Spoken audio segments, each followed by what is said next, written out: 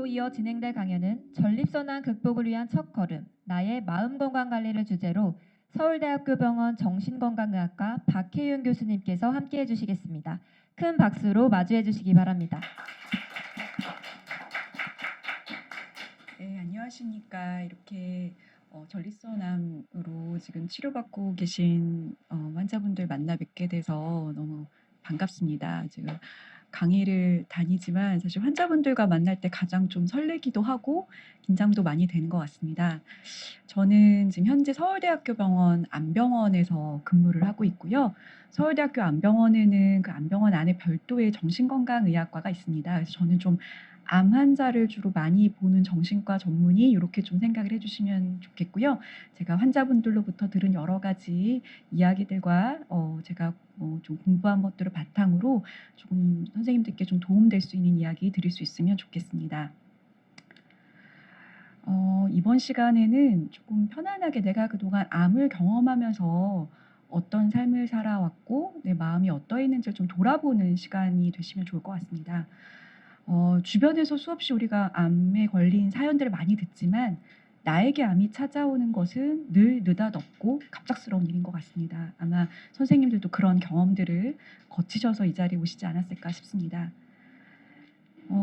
암을 진단받는다는 거는 사실 대부분 그래서 갑작스럽고 충격적인 일로 경험을 합니다.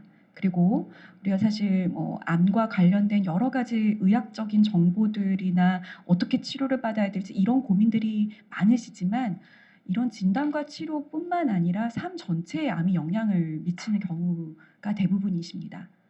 그래서 암 진단 이후에 심리적인 변화를 겪는 것이 매우 자연스러운 일인데 신체적인 문제에 비해서 이것을 스스로 알고 또 드러내고 나누기는 굉장히 어렵습니다. 그리고 또 우리나라의 어떤 의료 문화도 있죠. 그래서 병원에 오시면 온통 질병 검사 어떻게 하고 치료 어떻게 하고 이런 이야기들을 많이 하는데 사실 우리가 그 경험을 하는 사람 중심으로 본다고 한다면 정말 총체적인 삶의 경험이 바뀌시는 그런 경험이거든요. 그래서 저처럼 암 환자를 많이 보는 정신과 의사가 쓰신 책이신데요. Human Side of Cancer. 그러니까 우리가 너무 암의 의학적인 측면만 많이 강조되지만 인간적인 측면이 있다. 이런 이야기를 하셨습니다. 그래서 실제로도 암 환자분들이 겪으시는 심리적인 어려움에 대한 연구들도 있는데요. 그거 보면은 적게는 20%, 많게는 한 40%에서 더 많게 나온 연구들도 있습니다. 유의미한 수준의 디스트레스를 겪는다라고 하고요. 그 옆에 있는 이 온도계처럼 생긴 게 이제 디스트레스 온도계라고 해서요. 아주 직관적으로 간단하게 나의 디스트레스를 측정하는 그런 도구입니다. 그래서 가장 적은 것을 0점, 가장 높은 것을 10점이라고 했을 때 지난 일주일간 내가 겪은 고통이 몇 점이었을까? 이렇게 좀 생각을 한번 해보시면요. 그래서 말씀을 드리면 우리가 한 4점 이상이면 좀 유의미한 수준이라고 얘기를 하고요. 7점 이상이면 좀 많은 관심 혹은 때로는 도움이 필요한 정도라고 합니다. 근데 그러면 심리적인 어려움, 디스트레스 이건 뭐지? 라고 하면은 조금 증상으로 말씀을 드리면 불안이나 걱정, 두려움 혹은 우울, 슬픔, 무의미감, 피로하고 의욕이 떨어지고 잠을 잘 자지 못하고 그다음에 집중력이나 기억력이 떨어지는 증상, 짜증이 자꾸 나면서 내 감정이 내 마음대로 잘 조절이 되지 않은 것. 그리고 설명이 잘 되지 않는 통증, 여기엔 통증이 계속될 좀 특별한 이유가 좀 발견되지 않는데 계속된다든지 혹은 조금 심하신 경우에는 죽음에 대한 생각을 하시는 경우도 있습니다. 전립선 암 환자분들의 정신 건강은 그럼 어떠할까? 다행히 전립선암은 사실 초기에 발견되시는 경우도 굉장히 많으시고 또 좋은 치료법도 많이 개발이 되어 있어서 다른 여러 암들에 비해서 정신 건강이 더 위험하다라고 되어 있지는 않습니다. 하지만 우리가 전립선 암 환자들도 상당히 어려움들을 겪으실 수 있는데 이건 우리나라 보험공단 데이터로 분석을 해서 발표한 논문인데요. 보면 한 3만 명을 가지고 분석을 하셨는데 한 10% 정도의 환자분들께서 정신과적인 진단을 전립선암 진단 1년 전부터 치료가 종료될 때까지 받으셨다고 돼 있고요. 근데 다행인 것은 이게 시간이 지남에 따라서 이렇게 조금 더 호전되는 그런 경과들을 보이게 됩니다. 그리고 나이 따라서 조금 차이가 있어서요. 나이가 젊으신 분들은 주로 이제 불안 문제가 많으신데 나이가 많으신 경우에는 좀 우울증의 문제가 좀 더 많은 것으로 그렇게 나와 있습니다. 그러면 왜 마음 돌보기가 중요할까? 예. 물론 마음이 아프면 사실 그 자체로 굉장히 괴롭기 때문에 중요한 것도 있는데요. 선생님들께서 관심을 많이 가지시는 것과 관련이 있습니다. 첫 번째는 마음이 안정되지 않으면 몸 건강을 돌보기가 어렵습니다. 그러니까 아마 식이나 운동이나 생활 습관을 건강해야 하는 게 굉장히 관심이 많을 텐데요. 이건 마음이 안정되어야만 사실 제대로 할 수가 있고, 그렇지 않은 상태에서는 잘 이루어지지 않거나 도리어 이것을 하는 게 큰 스트레스가 되시는 경우가 많습니다. 그리고 우리 그 선생님들의 삶의 질과 대인 관계에 미치는 영향은 사실 신체 건강보다 정신 건강에 더 직접적이라고 할 수가 있겠습니다. 그리고 또 하나는 이제 그러니까 신체 건강과 이제 마음, 정신 건강은 서로 영향을 주고받습니다. 그래서 몸이 아프면 마음이 안 좋은 것은 당연히 예상이 되는데, 그럼 마음 건강에 어떻게 몸 건강에 영향을 줄까? 여러 가지 좀 연구들이 이 부분에 대해서도 있는데요. 이제 마음 건강의 가장 중요한 중추 기관은 뇌입니다. 근데 이 뇌는 우리 다른 신체 부위와 계속 상호작용을 하고 있습니다. 어떤 외분비 호르몬계라든지 자율신경계라든지 이런 뉴로펩타이드를 통해서 호르몬 연결이 되어 있는데요. 몸에 그래서 그 몸과 그 치료에 관련된, 그래서 암에 어떤 관련된 면역 반응이라든지 염증 반응이라든지 종양 주변의 혈관 생성에 이 스트레스와 관련된 부분들이 영향을 주고 있다고 됩니다. 그래서 마음 건강을 잘 챙기시는 것이 암을 우리 재발을 억제하거나 진행을 막는 데도 도움이 될 수 있습니다. 그러면 치료 이후에 겪을 수 있는 좀 심리사회적인 어려움에 대해서 좀 몇 가지 더 자세히 살펴보도록 하겠습니다. 첫 번째가 변화된 몸에 대해서 적응을 하는 겁니다. 몸은 우리가 살아가고 있는 가장 기본적인 어떤 집과 같은 것이라고 할 수 있겠습니다. 그래서 우리가 암 치료를 받으시게 되면은 이 몸에 큰 변화가 옵니다. 여기에 적응하는 것은 상당히 심적으로도 많은 부담이 되는 건데요. 이제 환자분들께서 많이 힘들어하시는 게 대표적인 게 피로와 허약감, 그리고 통증, 그리고 치료가 다 이제 종료되었다고 하더라도 지속되는 부작용이 있습니다. 대표적으로 이제 호르몬 치료를 계속 이어가시는 경우에 열이 오른다든지 잠을 못 잔다든지 이런 것 때문에 상당히 삶의 질이 떨어지는 경우가 있고요. 그리고 이제 치료를 받다 보면 몸에 큰 변화가 오는데, 특히 전립선 암 환자분들의 경우에 대표적으로 요실금과 성기능 저하 등을 들 수 있습니다. 특히 그래서 이런 변화들이 자신감이나 남자다움의 저하로 느껴져서 특히 요실금 같은 경우는 굉장히 이제 내가 내 몸과 어떤 내 삶을 내 마음대로 통제할 수 없다라는 느낌, 그 수치심하고 연결되어서 굉장히 사회생활 위축으로 이어지기 쉬운 그런 증상입니다. 그래서 특히 통제력을 굉장히 중시하는 그런 성격의 사람일수록 심리적인 어려움이 더 클 수 있습니다. 그래서 이때는 우리가 변화된 몸의 상태를 조금 있는 그대로 조금 이해를 하고 현실적인 생활의 우선순위를 그에 맞게 좀 정하는 것이 필요합니다. 두 번째가 이제 일상으로의 복귀입니다. 이제 우리가 암 치료가 조금 이제 어려운 암 치료가 조금 끝나고 나시면 아마 많은 분들이 이제 일상으로 돌아가고 싶어 이런 기대를 많이 하시고, 또 주변으로부터도 그런 기대를 많이 받으십니다. 근데 막상 이제 치료가 조금 어느 정도 일단락되고 봤을 때 실제 그렇지 못하신 경우가 굉장히 많습니다. 첫 번째 말씀드렸던 그 몸의 변화로 진단 이전과 나의 컨디션이 똑같지가 않습니다. 두 번째는 암 진단과 치료를 받으시면서 여러 가지 사회적인 변화를 같이 겪으십니다. 대표적으로 휴직을 하신다든지 아니면 직장을 아예 그만두신다든지 가족 관계가 변한다든지 이런 문제가 있으신 경우 있습니다.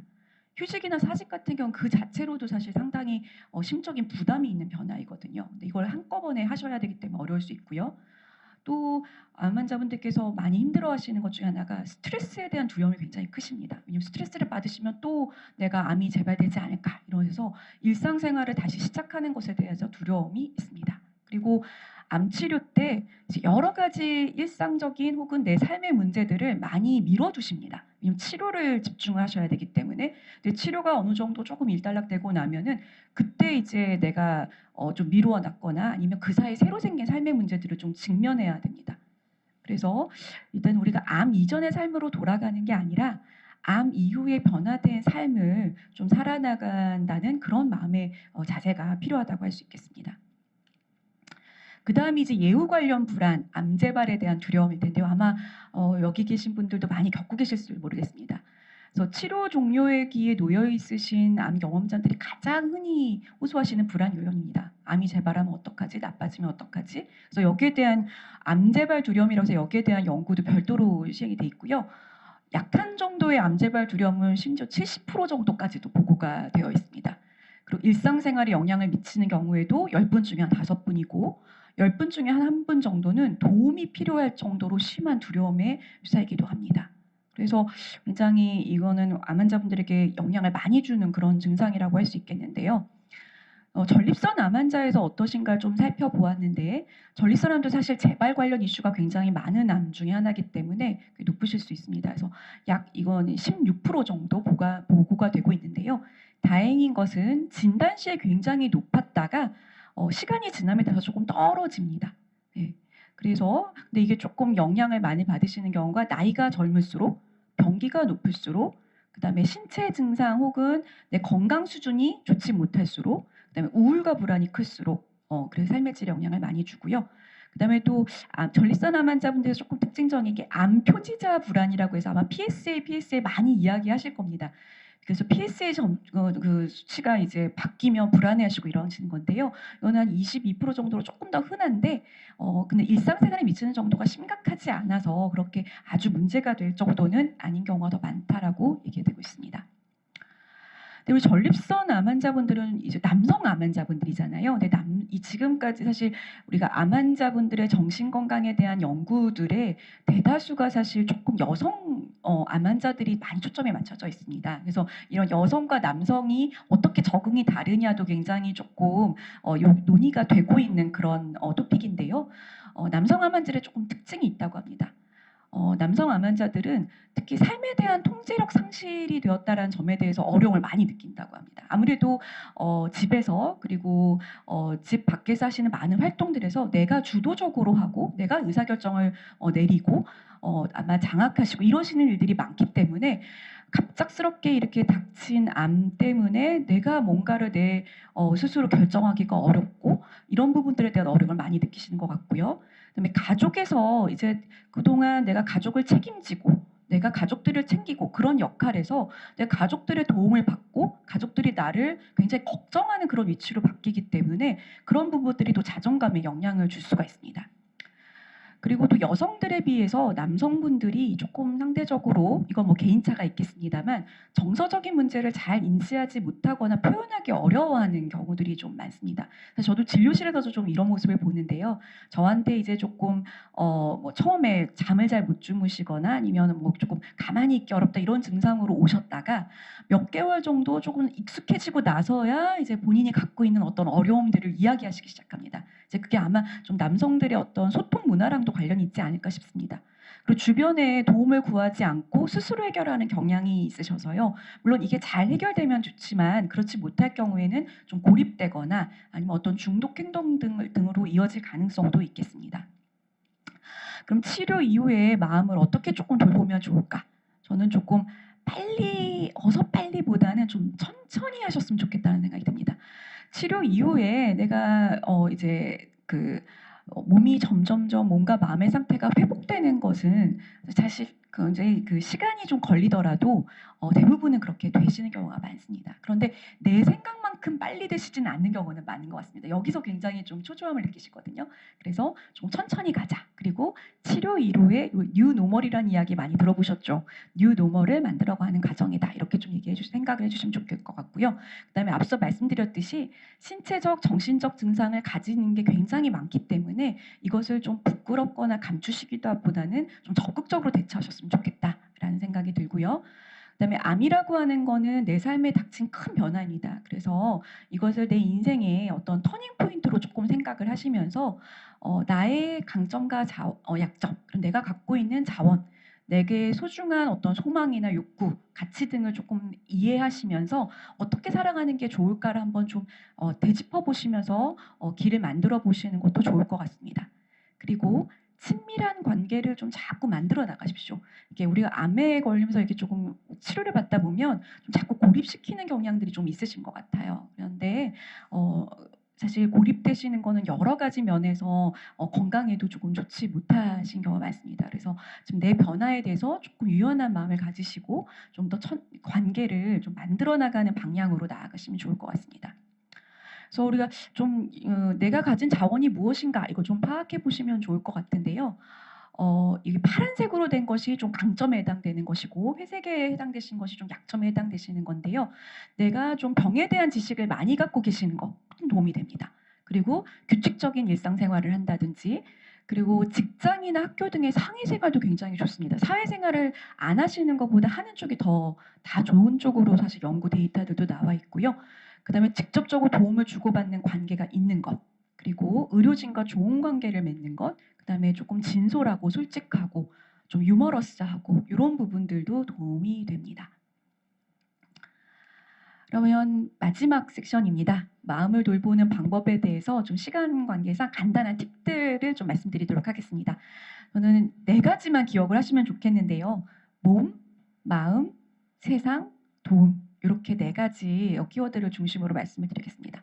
첫 번째 몸은 굉장히 선생님들께서 더 잘하고 계실 거라 생각이 들지만 몸을 좀 부드럽고 활력 있게 만든다 이렇게 생각해 보시면 좋을 것 같습니다. 그래서 본인의 체력에 맞는 적절한 신체 활동은 언제든지 도움이 됩니다. 누워 있는 것보단 앉아 있는 게 좋으시고 앉아 있을 수 있다면 서 있는 연습을 하시고 근데 본인의 체력에 맞게 하셔야 됩니다. 너무 잘하시는 분들을 흉내내는 것보다는 그것이 좋습니다. 그리고 식사와 수면이 중요하다는 건 잘 알고 계실 것 같고요. 또 하나는 제가 말씀드리고 싶은 건 이완입니다. 우리가 사실 나도 모르게 사실 긴장하고 스트레스 받으면 몸이 굳어지는 경향이 굉장히 많습니다. 굳어지면 또 다시 또 긴장도가 올라가게 되거든요. 그래서 내 몸이 지금 좀 딱딱한지 부드러운지를 좀 자꾸 점검을 하시고 좀 많이 자꾸 수시로 이완을 하시는 거 연습을 하시면 좋겠습니다. 그리고 내가 알코올 등 좀 약간 어떤 그런 중독적인 경향이 좀 있다. 그렇다면 이건 좀 적극적으로 피하시는 게 좋겠습니다. 두 번째가 이제 마음인데요. 마음의 힘도 우리 몸의 힘처럼 키울 수가 있습니다. 근데 마음의 힘을 키우는 거는 좀 몸과 약간 다를 수 있는데요. 첫 번째로는 자신이 가지고 있는 감정과 욕구를 자꾸 자주 좀 살펴보십시오. 처음에는 좀 어색하실 수 있습니다. 잘 모르겠다라 면 살피시면서 자꾸 이름을 붙이는 연습을 해보십시오. 그래서 맨 처음에는 짜증난다, 좋다 이렇게만 시작하셨다가 이 짜증의 안에 분노, 뭐 예를 들면 절망, 좀 슬픔, 섭섭함, 질시 뭐 이런 것들이 있다라는 것을 알게 되시거든요. 그리고 할 수 있다면 혼자라도 조금 표현을 해보십시오.